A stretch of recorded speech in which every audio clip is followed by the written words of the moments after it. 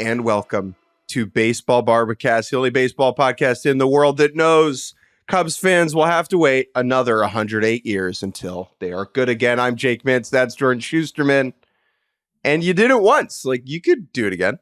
Yeah, what's another century of losing, or at least not winning is maybe the better way to put it. Yes, Jake, this episode, we have to talk about the Cubs. I know on Monday, we brought back one of our favorite segments, Sorry for Your Mentions, to address the poor people managing the @Cubs Twitter account, stuck with some folks, really disappointed with the final scores they've been posting because those final scores have been not in the Cubs' favor. We received a great email from Derek talking about how he was basically writing us an email expressing many of those same sentiments, only to listen to our podcast and hear that the rest of the fan base was feeling something very similar. Yes, we are going to start this show talking about the Cubs, the last place Chicago Cubs, Jake. This is not going well. This is not awesome, as our friend Mike Rooney would say. No. And I think while we were laughing at just, the fans' misery on Monday, I think we should, after they lost again to the Phillies last night, no shame in losing to the Phillies, but when you do lose at home and Michael Mercado, a rookie, kind of just dominates you for 5 innings, it's not a good feeling, and they're giving us very few reasons to feel like they're going to claw their way out of this. No, their season is not completely toast, but we are heading in that direction. And with the trade deadline coming up later this month, there may be some tough decisions for Mr. Jed Hoyer and co. So where would you like to start as we try to evaluate the Chicago Cubs? So I would like to start with talking about the National League wild card crap fest, because at this point, we are looking for any reason at all to cross any of these teams off a list. Now, time will do the job for us, certainly. But when we are looking at, I believe it is every team in the National League except for the Rockies and the Marlins are theoretically playoff contenders. We are really hoping that people fall out of that mix to make our lives easier, right? And to add, frankly, some sellers to the deadline. The market needs buyers and the market needs sellers. And right now, we do not have enough sellers willing to sell. And the Chicago Cubs recently have begun to separate themselves in a bad way. Yeah. I mean, they are now 5.5 back. They're 39-47. They've lost 7 of their last 10. Their run differential has sunk to -32. And now again, 5.5 at this point in theory is not impossible, but there's 6 teams ahead of them before you even get to that third wildcard spot. And ultimately, when you look at how they've been playing and who they are working with, where is the upside here, right? Like when we think back to what we thought this team could be, what is it? How have they failed to meet those expectations? And, it's interesting because there are a lot of teams right now where you look at in this mix or in the postseason mix, and, we'll talk about the Mariners here in a second, where some of their best players have been downright atrocious. That's the interesting thing with the Cubs. When you look at their lineup, no one has necessarily been horrible. Christopher Morel, I would say over the last month or so has bordered on horrible. But you look at the OPS pluses and they're not that bad. They're not that bad, right? Happ's above average, Bellinger's above average, Seiya Suzuki's above average, Nico Horner's around average, Michael Busch, a big addition. He has been really good for them. But no one is great. And when your bullpen is not very good, that is enough of a recipe to lose a lot of close games, which, of course, when Craig Counsell is your manager, is not necessarily part of the plan. And any sort of edge you thought you were getting from giving a manager the most money ever given to a manager has not necessarily been felt. Not that it is Craig Counsell's fault, but it is also he does not seem to be helping in some sort of magical way. When we were at the MLB Combine, a front office person said to us, boy, Jed Hoyer can find you a whole lot of 5s. I'm going to now explain that sentence. Jed Hoyer is the president of baseball operations for the Chicago Cubs, and a 5 in the context of baseball scouting, 2 is the bottom, 8 is the top, 5 is the middle. Anything above or below 5 is standard deviation, right? So 5 is an average big leaguer. Jed Hoyer can find you a whole lot of fives. What he has not been able to find, at least in this contention cycle, at least in this window with this group, is a MFer, is a game changer, is a franchise-altering force who is a perennial all-star who shows up on the top of MVP lists every year. When you look around the league, you gotta have one of those guys, really. Like, the core, frankly, is not that good. It is not that exciting or exhilarating. It is not horrendous, and that is why I thought this team would win the division, because they had so many solid players, but they just don't have anybody who is going to just win it on their own. Ian Happ is very good. Cody Bellinger is really good. Seiya Suzuki is really good. That's really good. But you know what? The point is not to be really good. It is to be elite. And with the Phillies rolling in, a team that is stocked with that type of player, that is kind of created this, comparison last night for me. Even though Harper and Schwarber are out, right? It still just felt like Trey Turner is something that the Cubs don't have. Dansby Swanson's not that guy. No, and when he's they brought good. in, he's fine.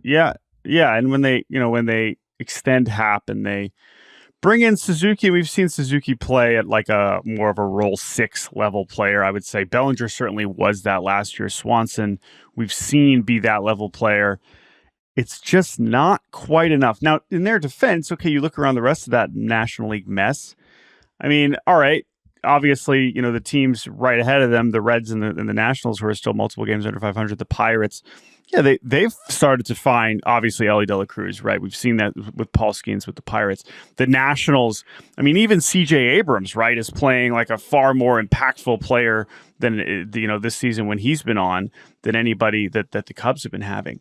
But I don't know. It's just, to me, it also still might just be as simple as when your bullpen's not very good and your offense is average, you're always... You know how teams often say, very cliche, is like, we're always in it?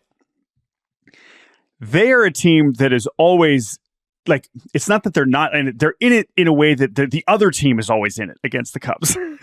Like that is a problem. That is a situation because of the offense being inconsistent and because of the bullpen not being very good. The other team is always in it against the Cubs, and it just puts them in a very, very difficult spot. And that gets back to the Counsell thing, where it's like, listen, he only has the buttons in front of him that he can press. And so far, those buttons have not been nearly effective enough. So the last thing I'll say is, a year ago, we were in a similar situation with the Cubs where they smelled like deadline sellers, and then they got really hot. And then remember Dansby Swanson called Jed Hoyer and was like, "Don't sell," True. And he was like, "Okay," right? And they were kind of in it until their pants fell down in September. The Cubs could get hot and crawl back into it very easily. Again, the National League is mediocre. But I had a friend text me this morning about the Cubs, and that really stuck with this stuck with me. Thinking about selling was not the game plan in year one of Craig Counsell. Yes. That is that simple. That's a fact. Fact. Yep. And I'm so glad you mentioned last year, though, because I did want to bring that up, right? Cubs right now are 39-47. Last year, on July 3rd, they were 38-45. And ironically, they had just lost a series opener in Milwaukee. Okay, so this is kind of like where we're just feeling. But then they really, really heated up. They had like an 8-game winning streak from July 21st to July 29th, and that got them back to 53-51. And then they were like, all right, can't do it. We can't go backwards. And then, as you mentioned, catastrophically bad down the stretch, and they ultimately became irrelevant. Maybe we were headed to, but I wonder if that exact same thing that they just went through, whether Craig Counsell was there or not, makes them more willing to say, listen, we got to be realistic about this, and we need, if we have the opportunity, to set us up better for next year. Now, that's the other question: is what are actually the trade chips that they have? That's a much tougher question to answer. There are not as many like super obvious guys to move. I know there were like that are on shorter term deals. And I think that's where they really are kind of maybe stuck with what they have. But I don't know. I mean, obviously Bellinger, I guess, is the one but that's kind of a weird contract to try and move considering he has player options. Cubs fans, let us know how you feeling. Yeah. This is a safe space. I do agree with you that the bar is now higher. Like last year they were on the line and they chose not to sell and it didn't really work. And so I would imagine that now they need to be even more in it for them to buy or to stand pat. Jordan, from one team that doesn't seem like it can hit the baseball to a team that certainly cannot hit the baseball, I want to discuss the Seattle Mariners, who last night fell to the Baltimore Orioles by a minuscule score of 2-0. That is not any runs for the Mariners. Grayson Rodriguez seen that was before. Sensational for the Birds. The Mariners have not looked good, particularly at the plate all season long. I believe they have the lowest team batting average in baseball, and we all know that's right how important batting average is. But it is embarrassing just because the Mariners offseason, like they were like, we need to get guys who have higher batting averages and put the ball in play more, and they have just not done that. And so the Mariners sit on July 3rd, 3 games up in the AL West above the Astros, who just lurk around. They're the boogeyman. Jordan, I want you to open thesaurus.com and I want you to type panic into the search bar, and I want you to click enter, and I want you to pick out one synonym for panic that describes where you are at right now as a Mariners supporter. Yeah, all right. So a lot of options here. We've got alarm, confusion. Confusion is an interesting one. I don't know if I would use that one. Consternation is strong. I think trepidation and dread. I think trepidation is more accurate than dread.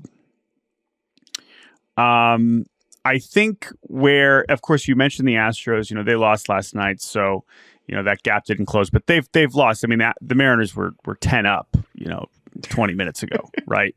And while we knew that lead was probably not going to hold, they're in a situation now, right? I mean, when we talk about a team like the Cubs, is they fall. You have to accept reality. The Mariners situation, it's different because it's like you can't not set you're 7 games up and you're in first place. Like this is the team. Like you still have to go for it. You still have to try and win the division. That's still on the table for them, obviously, right? And the reason that they're still in this position is because of the margins that they're still able to play with because of how good the pitching has been.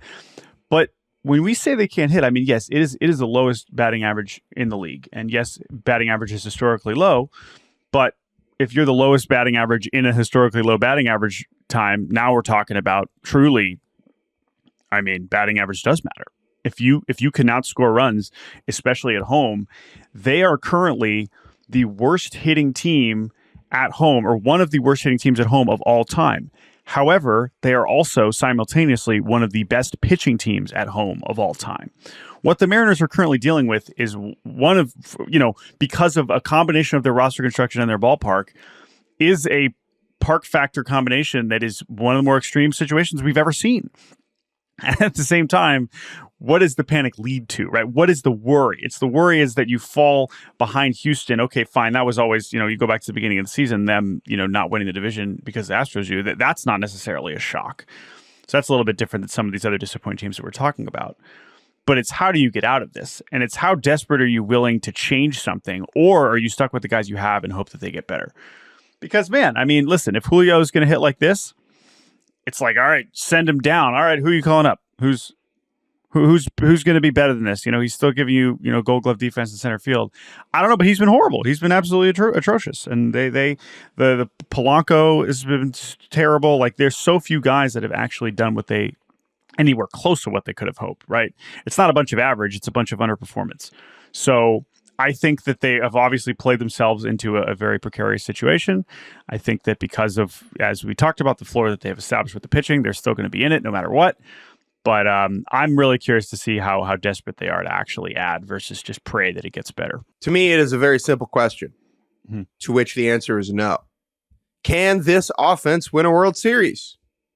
Yeah. No, it cannot. Can this pitching staff? Oh, yeah.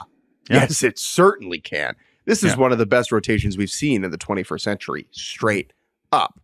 But simply, these guys look like they're using pool noodles. Okay, they look blindfolded. They look lost. And it's unfortunate because of what the rotation is giving. This is an opportunity, a golden one for the Seattle Mariners. Teams spend years dreaming and working and developing pitchers to get to this point where this Mariners rotation is at. And that door is way open, and they just haven't been able to complete it on the offensive side. And that's so unfortunate. Yeah. And like to be that to every year they have proven more and more how good they are at pitching. And every year they have proven more and more how bad they are at identifying hitting and developing it. And because of that, I don't know what has to change there, but that is what is going because clearly we're just working in two extremes right now. And maybe that is going to end up being a situation where they still manage to get into the postseason and then just pitch their way through the playoffs. But this version right now is completely untenable, especially when you're playing good teams like Baltimore. My idea for the Seattle Mariners is very simple. Bigger bats. Just get bigger bats, wider bats, longer bats. That's fine with me. You know, we've talked about what should we do how can we help offense? How can we help the worst offenses? Sure, let's get them. We'll give them some corks. Get them some corks. Maybe you get one metal bat. You know, one guy can swing a DeMarini in there if he really wants to. I think we should be open to some opportunities like that. All right, Jordan, let's take a quick break. And when we return, we'll be joined by the number one Pirates fan in the universe, certainly in Pittsburgh, Mr. Saxboy himself. We'll be right back. And welcome back to Baseball Barbacast. We are now very excited to be joined by another fine gentleman with a beard wearing a Pirates hat. It is not just me on this podcast anymore. It is one of our favorite people on social media. It is Mr. @SaxboyBilly18 himself. Saxboy, my dear friend, welcome to Baseball Barbacast. It is so good to have you. Gentlemen, thanks for having me, and welcome to my room. Welcome to they can see my room. Look, there's my melatonin right there, and there's my Lexa Pro. And it's quite a room, huh? It's good to have more SSRI representation on this podcast. We really, really love that. Mr. Saxboy, there are probably many people listening who have no idea who you are. And I think that's okay. If you meet someone at like a brunch or like a barbecue setting and they're like, an elevator pitch, an elevator. What do you do? Why are you here? Can you please do that now? I say I follow the Pirates. I follow the Pittsburgh Pirates around Grateful Dead style and make comedy videos and sell thrift online at saxboyshop.com. That's what I tell them. Well, and let me tell you, you are doing that to the maximum. And I would say that the reason we wanted to have you on is to kind of explain this venture and what prompted it. Because while earlier this season we started seeing your videos as someone again who's following the Pirates around the country amidst a very interesting season, I think the video that you posted when Paul Skeens got called up, celebrating, and of course, as we have often referenced, dancing in your Pittsburgh basement, I think that kind of set the tone for the energy that you are bringing. Your bio on Twitter, the intersection of Pittsburgh Pirates fandom and culture, which is already on its own a very funny combination. But how does this begin for you? Because clearly you are a lifelong Pirates fan, but this seems to be a newer venture. So how did we get here? So yeah, lifelong Pirates fan, Three Rivers, Jason Kendall, Ed Sprague, the Freak Show team in '97. That got me hooked. That those 78 wins or whatever we ended up with. And on to PNC, and then I left Pittsburgh in 2009 to go. I dropped out of college and moved to New York City to pursue comedy. And then about 6 years into that pursuit, I got a job in the beer industry and pushed comedy to the side. And I started drinking, boys. And Oh no. and then we can just basically fast forward life about 10 years.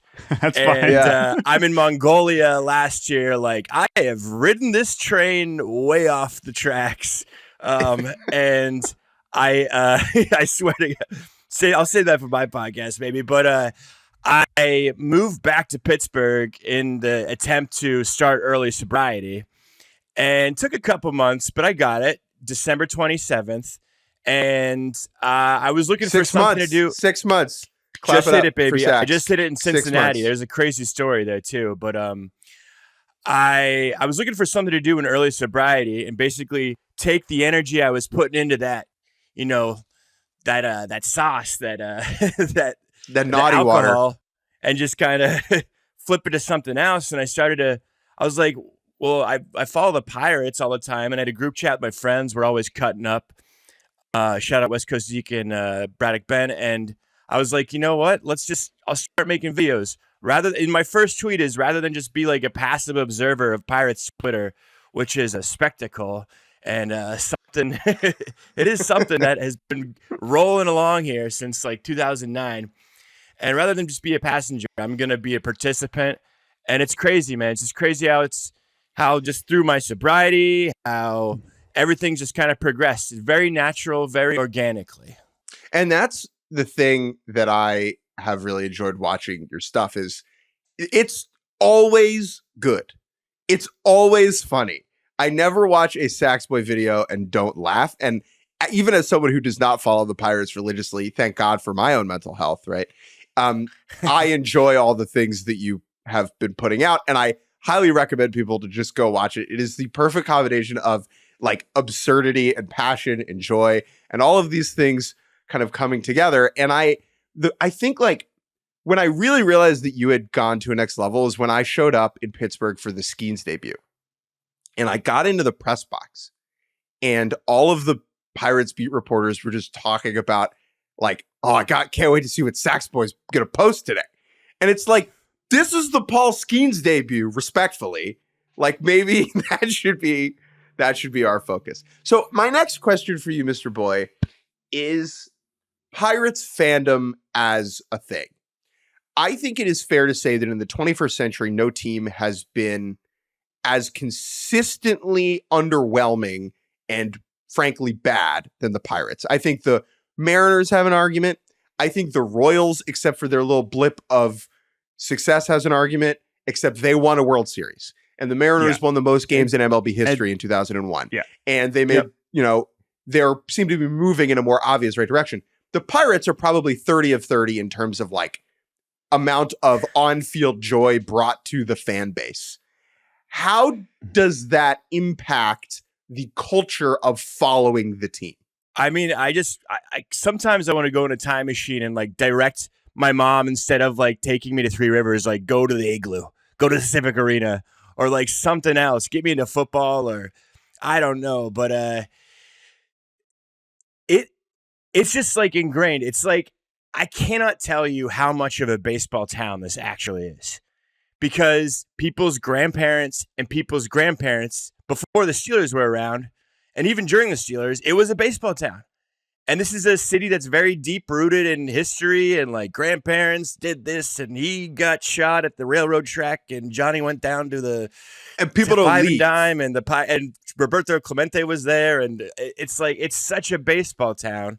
But it's just, we've just been totally inept and irrelevant, except for 3 years, 13 to 15, for my entire life. I talk about the 97 Freak Show team like it's like somebody would talk about like the 62 Yankees or something. I don't know if that's a correct year, if the Yankees were good that year, but it's like, but like the 79 Yankees. Good job. Just name a random year they did probably win the World Series. They did win the World Series in 62. Oh, so who could forget the 84 57 Yankees? Brewers. Everybody talks about the 57 Yankees. Right. But it is, I just want to say, like, that's the thing though, is fans of teams that go through this, you crave, it's such a low ceiling that low floor ceiling that you're kind of craving to get back to. And that's why, I felt that Jake was there for the Skeens debut. I was there for Skeens against the Dodgers. Like, it's there. And I said this when I saw in Cincinnati. That's another team. If there is another franchise that has an argument for a similar kind of thing, at least this century, maybe not all time, but this century, they are just desperate. They want it. They want a reason to go crazy. They want to so badly. And so you feel that in everything that you do, and just Pirates fans, the way they talk about it. And so now with Skeens and some of the pitchers, you start to feel that. But how has it evolved? Yeah, from the course of the season, whether it is Skeens, and I'm most interested in your actual travels, because that's also the fun thing about watching you do this. Traveling on a budget, going, finding a way to these different major league cities on various, we'll say, thrifty airlines.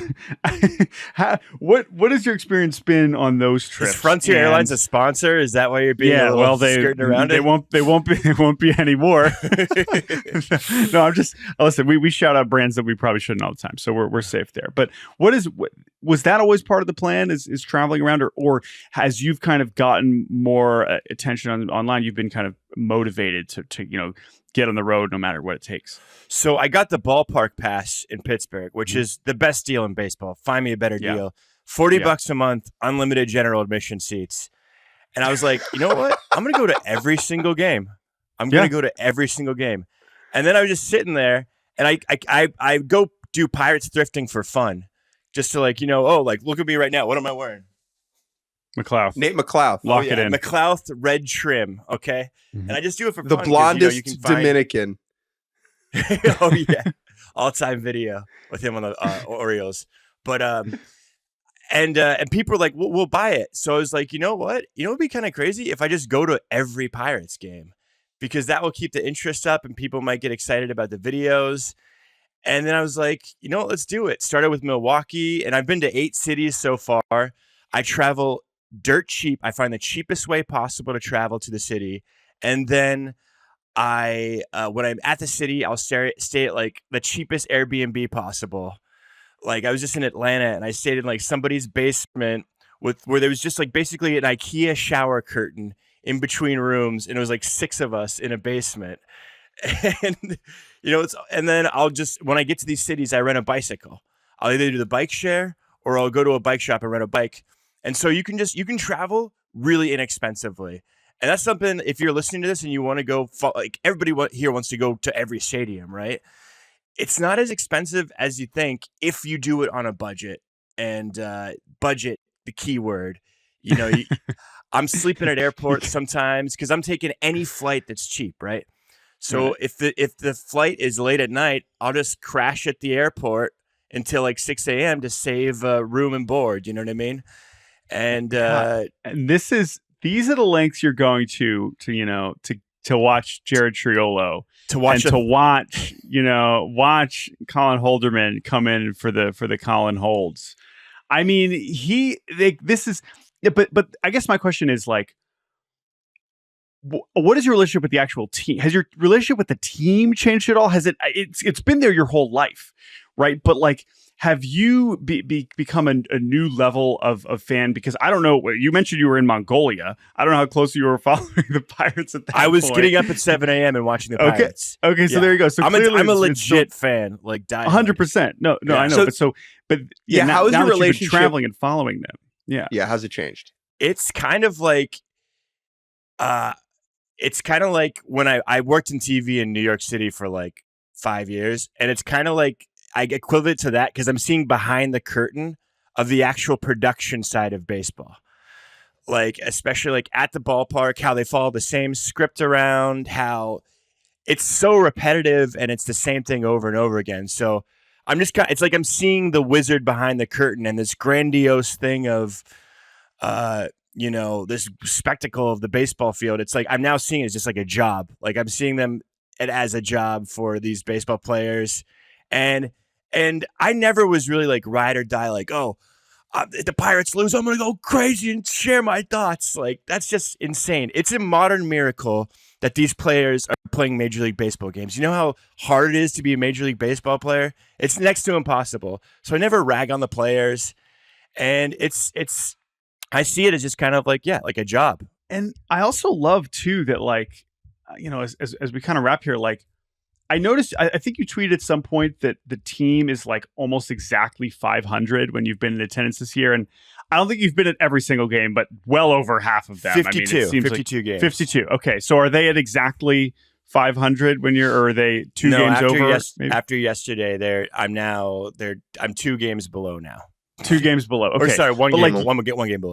One game below. But again, like you have had this hilarious balance of, and the Pirates have been roughly around 500 for a lot of the season anyway, so it makes sense. But as you mentioned, you're not really concerned necessarily about the result, right? Like you're just a Pirates fan. You just want to be there when the Pirates are playing baseball. And so you get to live the highs of a skiing start, and the lows you're like, hey, whatever, I'll be back tomorrow. It's the same thing with the team, right? Like that's the thing when you see these teams, we talk about this all the time with actual players. I think about this when I saw the Blue Jays recently have like the worst loss of their season. I say it all the time, right? It's like, is it the greatest thing in the world that you get to come back the next day and play? Or is it like, oh my God, they have to play again tomorrow? And when you are actually riding this wave with the team, you clearly, I imagine you're like, oh hell yeah, there's another game tomorrow. I don't care how bad the loss was tonight. Is that accurate? You get to like kind of feel that? Yeah, 1,000%. Yeah. I feel like, especially when you're going. Get me on that plane, Pirates. Come on. Oh, careful. No, but careful what you wish for. I think a lot of Pittsburghers, they view it through like a football landscape, right? Because they got football brains. That's how their brains developed. And every game is like, no, it's baseball. It's a slog. And if you pull back, we're just a couple games below 500. So yes, absolutely. But what I love is, right, ball players are always like, well, you can't get too high. You can't get too low. You got to stay even killed. Saxboy doesn't get too low, but he does get too high, baby. He does get too high. When the Pirates are cooking and they're winning and they're throwing up W's, you bring that energy and you bring that joy, and that's what I love about it. My last question for you is, I heard from a source that you ran into Ben Cherington at the airport. And my question is, how long did you talk to him for in minutes? In minutes? I'll give you seconds. Let's call it 78 seconds. So 78 seconds. What is that? Yeah, 78 seconds. $1.16. Okay. $1.16. Not multiple minutes is your point. I honestly, I was flying back from Milwaukee to Pittsburgh because I had to go to Pittsburgh for a doctor's appointment, and I saw him in first class. He's doing one of these things with eyeballs, like just kind of, and I went up to him in the airport. I was like, hey man, I wanted to thank him. Like, honestly, I thanked him because after that Archer trade in 19, the team was in just like absolute no man's land. And he came along and he got my interest back up with the Pirates. And, you can kind of say, and I thanked him for that because since the second he got hired, I was back in again. And you could say whatever you want about his performance. It's a little Rocky Road ice cream. It's a little this, a little that. But we have starting pitching for like the first time in my entire lifetime. We have stud starting pitching that we'll have the next 5-6 years. So I thanked him, and I said good luck, and I said I'll be riding with him. Literally, I'll be at every single away series, and I'll probably see you on an American Airlines flight pretty soon. So you better get to know me. Yeah, he doesn't have a choice now, but I'm sure Ben is well aware of the support you're giving his team. Mr. Boy, Mr. Sax, I guess that's a good place to end. Why are you Saxboy? And then we'll say goodbye. It's an inside joke. I have a theory that you can find it, like when I do memes, when I send a meme, I have a theory that you can find a picture of Bill Clinton doing anything. So if I just want to send a meme, I'll just be like Bill Clinton on a podcast looking confused. You can Google search that and you can find that picture probably. And then it's a long story, but that's what saxophone is from, his Arsenio, what won him the election.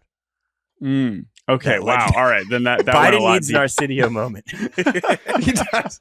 Yeah, get that guy out. All right, wow. Okay, well, we really swerved there. Mr. Saxboy, Billy 18. This was a delight. Thanks, good guys. luck on your thanks for the call. support and for boosting it and sharing it and stuff. Of course. Keep up the great work, and good luck with whatever and wherever is next for you. Whatever this is. All right, thanks, guys. And welcome back to the end of Baseball Barbacast. Jake Mintz, Jordan Shusterman, Saxboy. What a delight. That guy, like, when people like him burst onto the scene and bubble up from the internet muck with genuine affection for the sport and a unique perspective on it, it fills my heart. It really does, because there's so much blech. And so when we get a Yahoo, it fires me up. Yeah, I would say passion usually shines through in a lot of cases like this, especially when you are genuinely very funny. So that's a funny guy. He is very good. While we were talking to Mr. Saxboy, we got a little bit of news. So we're going to hit that quickly.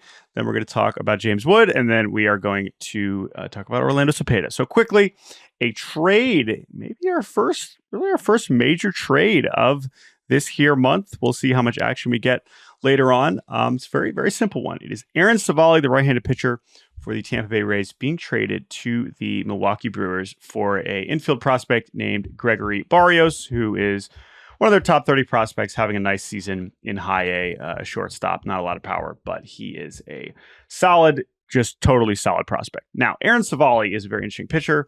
Aaron Civale throws like 7 different pitches. He was acquired by Tampa Bay from Cleveland, and we saw him kind of start to change some things. We saw him get have some success with Tampa Bay last year. And then this year, it just wasn't really quite clicking. Like a lot of the Rays pitching staff, he has underperformed, an ERA over 5. And the Brewers, if they are going to win this division and make a push into the playoffs, we have been saying all season, who in the world is going to start one of their second playoff games? I know Tobias Myers has kind of emerged recently for them behind Freddie Peralta. They need starting pitching very, very, very badly. And Aaron Civale, under team control for this year and next, is definitely someone who has at least been healthy. He throws a bunch of different pitches, and I'm very curious to see what changes he makes, because for a pitcher to go from Cleveland to Tampa Bay to Milwaukee, we are really getting a full, display of the nerds telling him what to throw, when to throw it. And I'm curious to see if he can find his best self in Milwaukee. We talk about the idea sometimes of developmental meat on the bone, and this is most apt when we're discussing like a small school pitcher who went to East Schmendrick State Tech. And it's like, wow, if you respect to that guy's, pitching coach at college, like you get that guy into a big league organization, there's a lot we can do here. I think this is in some ways the opposite of that. I mean, there's always things you can improve on and develop and whatever, but like you go from Cleveland to Tampa to Milwaukee, like that is about as close as you can go to having no stone left unturned. If the Brewers trade him to the Mariners, then we've hit the Mount Rushmore of nerd pitching development. Well, I wouldn't put it past him next year. But yeah, so we'll see. I mean, Brewers just desperately need a pitching, and this makes sense to at least jump at 1-2, because they can't really wait anymore. Their rotation is too decimated to be too patient. So that's an interesting little trade. We will see what the next trade is. And also, I would say the other thing is Tampa Bay trading away one of their main starting pitchers. That is significant. If they become real sellers, better. Yeah. They have been better, right? And I know Taj Bradley's been awesome, and maybe they have, but like that is an interesting sign. Maybe they don't think Civale is going to help them no matter what, even the rest of this year, if they do think they're still in it. But the Rays deciding to be sellers, if this is an example of that, is a very big deal. So that I will just say, let's just put that out there, and then we can move on. Jordan Shusterman, do you know what you put on deceit? What do you do? Debut. And we had a debut this week. James Wood making his MLB debut, the number 2 overall prospect in baseball. Is that how you say that? Per MLB pipeline. That is how you say that, Jordan. Don't even stress about it. James Wood, a unicorn outfield prospect who is only 21 years old. He is 6'7". His legs go on forever. He is not wearing short shorts. He is just wearing long legs.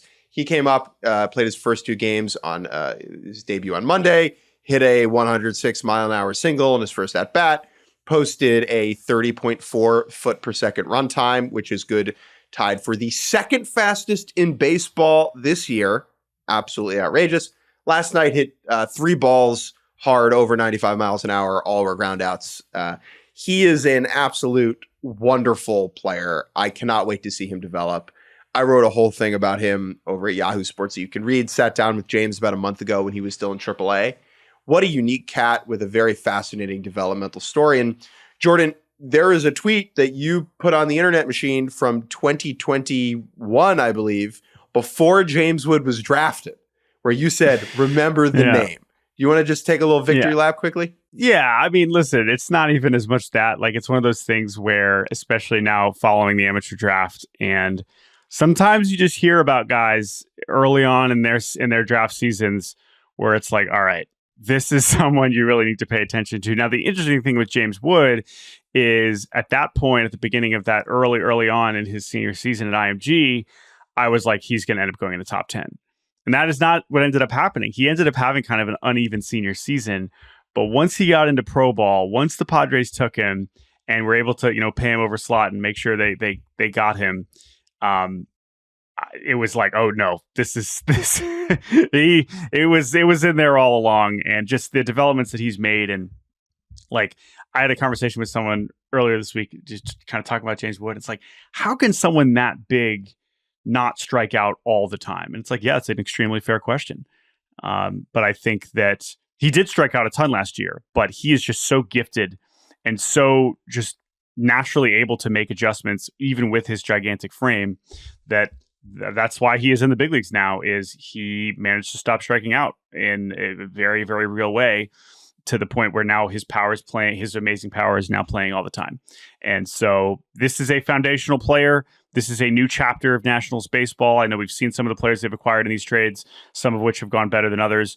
But this is a game changer, right? We talked about earlier that the Cubs are lacking a game changer. Well, James Wood could absolutely be that for the Nationals, and that is a very big deal. One of the more interesting things he said to me when we talked, I asked about Aaron Judge, right? I was like, you are 6'7", Aaron Judge is 6'7", O'Neal Cruz is 6'7". Those are the only 6'7" players in baseball now.